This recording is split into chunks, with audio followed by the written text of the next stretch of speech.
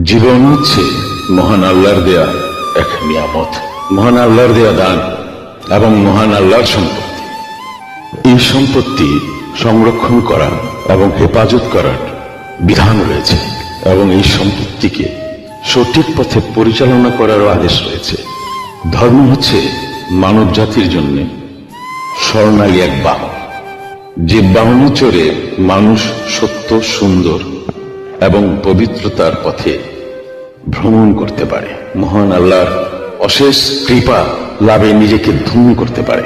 আসমানি কিতাব হচ্ছে বিশেষ করে পবিত্র কোরআন মানব জাতির জন্য মুক্তির সনদ, মানব জাতির মুক্তির গাইড, ভালো মন্দের জ্ঞান ভাণ্ডার, জীবন চলার পথের দিশারি। মৃত্যু হচ্ছে মহান আল্লাহর সান্নিধ্য পাওয়া, মহান আল্লাহর দিদার পাওয়া। মুক্তি হচ্ছে মানব সেবা, কাউকে নিঃস্বার্থভাবে সেবা করা এবং সাহায্য করার মধ্যেই মানব জাতির মুক্তি।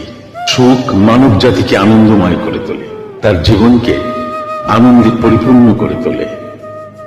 দুঃখ মানুষকে শক্তিশালী হতে শেখায়, ভালো মন্দের পথ চেনায়, কে আপন কে পর তাকে চেনায়, মহান আল্লাহর আনুগত্য পাওয়ার পথ দেখায়।